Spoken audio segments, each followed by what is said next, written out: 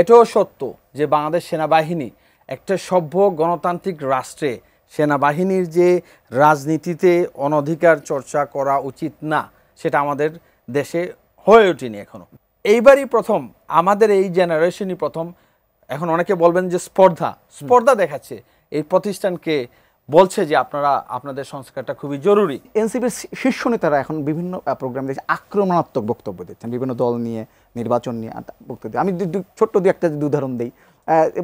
একটা অনুষ্ঠানে যেতে বললাম যে ফেব্রুয়ারিতে নির্বাচন হবে না, একজন বলেছেন। একটা অনুষ্ঠানে বলেছেন সেনাবাহিনীর মাথায় ঘিলু নাই, তারা দেশ রাজনীতি কিছু বোঝে না। আর একটা অনুষ্ঠানে, এবং ওই অনুষ্ঠানে আবার দেখলাম যে প্রধান উপদেষ্টা লন্ডনে গিয়ে সিজদা দিয়ে ওহি নিয়ে এসেছেন, এমন বক্তব্য এসছে। আসলে এই বক্তব্যগুলো কি আপনাদের দলগত বক্তব্য, মানে অবস্থান কি আপনার দলের অবস্থান কিনা, এনসিপির অবস্থান কিনা, নাকি এবং এই হঠাৎ করে এখনও সেরকম আক্রমণাত্মক বক্তব্য আপনারা কেন দিচ্ছেন? আসলে এটা আমাদের যে স্পিরিটটা উঠে আসে, যে আমরা কি ধরনের চিন্তাভাবনা করছি। আপনি যদি দেখেন যে যদি স্বাভাবিকভাবে সব কিছু চলতো, 2024 সালের জানুয়ারিতে ইলেকশন হওয়ার পর 2029 সালে ইলেকশন হওয়ার কথা, কিন্তু 2029 সালে তো ইলেকশন হচ্ছে না। তার মানে দেশে বড় একটা ঘটনা ঘটে গেছে। কি ঘটেছে? যে জনতা, ছাত্র, সৈনিক সবাই বের হয়ে এসে একটা ফ্যাসিবাদের পতন ঘটিয়েছে এবং এখানকার মূল যে দাবি ছিল, সেটা দাবি ছিল যে আমরা সিস্টেমের পরিবর্তন চাই। আমাদের 3 অগাস্ট যখন নাহিদ ইসলাম ঘোষণা দিয়েছিলেন যে আমরা ফ্যাসিবাদের যে কাঠামো যেটা আছে সেটার বিলোপ আমরা চাই, এবং অবভিয়াসলি শেখ হাসিনার পতন।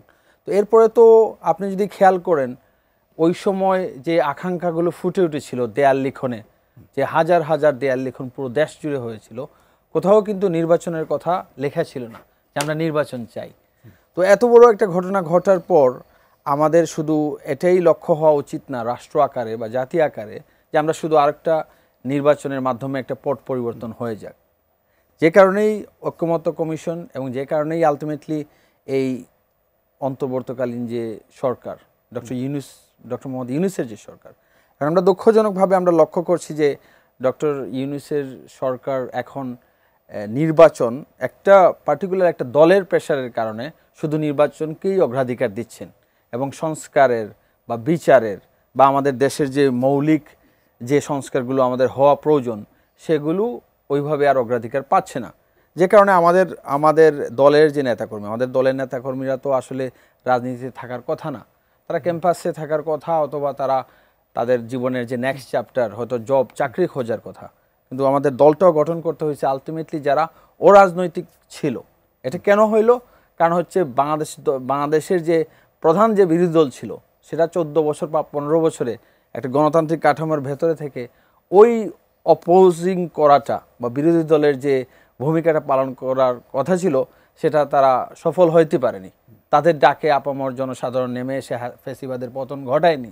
তার মানে যারা আলটিমেটলি সাধারণ জনগণের কাতার থেকে, সাধারণ ছাত্রছাত্রীর কাতার থেকে এই নাসিরউদ্দিন পাটোয়ারিরা, নাহিদ ইসলামরা, আখতার হোসেনরা বের হয়ে আসে কিন্তু ফ্যাসিবাদের পতনটা ঘটাইছে। এবং বাংলাদেশের সার্বিক জনসাধারণ কিন্তু তাদের ডাকে, আমাদের ডাকে সাড়া দিয়ে বের হয়ে আসছিল বলেই আলটিমেটলি বিপ্লবটা হয়েছিল। না, এখন একটা বিপ্লব হওয়ার পর এটা শুধু নির্বাচনের মাধ্যমে আবার এটাকে বলে ডেমোক্রেটিক ব্যাকস্লাইডিং, যে আমরা গণতন্ত্রের যে পূর্ব রূপে ফিরে যাব। আপনি দেখেন যে প্রতিষ্ঠানগুলোর যে অবস্থা, এই প্রতিষ্ঠানগুলো কি সংস্কার হয়ে গেছে?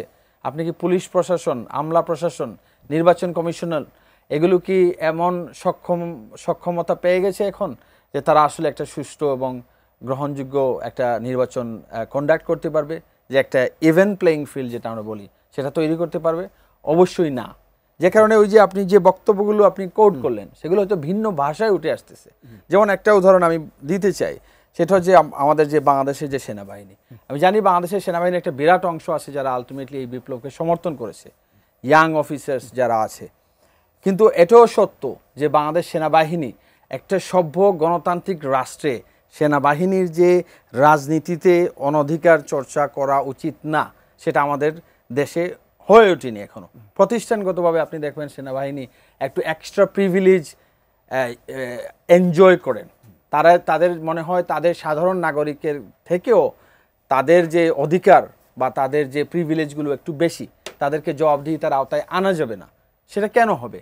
তার মানে একটা সভ্য আমরা যে পথে আমরা হাঁটতে চাই রাষ্ট্র নিয়ে, সেখানে আমি বা যে কোনো সুস্থ মস্তিষ্কের গণতান্ত্রিক মনা মানুষে বলবে যে না, সেনাবাহিনীর আমাদের রাজনীতিতে কখনো আসলে নাক গলানো উচিত না, এবং সেনাবাহিনী যদি কোনো অপরাধ করে থাকে তাহলে বাংলাদেশের যে কোনো নাগরিকের যেভাবে আলটিমেটলি শাস্তি হয় সে ধরনের শাস্তি হওয়া উচিত। এইবারই প্রথম আমাদের এই জেনারেশনই প্রথম, এখন অনেকে বলবেন যে স্পর্ধা দেখাচ্ছে এই প্রতিষ্ঠানকে, বলছে যে আপনারা আপনাদের সংস্কারটা খুবই জরুরি, এবং আপনাদের ভেতরে যে কলুষিত যে লোকগুলো আছে, যারা অপরাধ করেছে, মানুষকে হত্যা করেছে, গুম করেছে এবং যে অপরাধের সাথে জড়িত ছিল, তাদেরকে শাস্তির আওতায় আনতে হবে। যে জিনিসটা আনফর্চুনেটলি আমরা কিন্তু আমাদের যে বড় দল, আমাদের সিনিয়র দল বিএনপির নেতৃবৃন্দের কাছ থেকে শুনি না, বা অন্যান্য দলের কাছ থেকে শুনবেন না। তার মানে যে সাহসটা নিয়ে বিপ্লবটাও হয়েছিল, এবং এই কথাগুলো, এই কনভারসেশনগুলো আমাদের জাতীয় পরিসরে আনার মাধ্যমে কিন্তু আমরা পরিবর্তন করছি।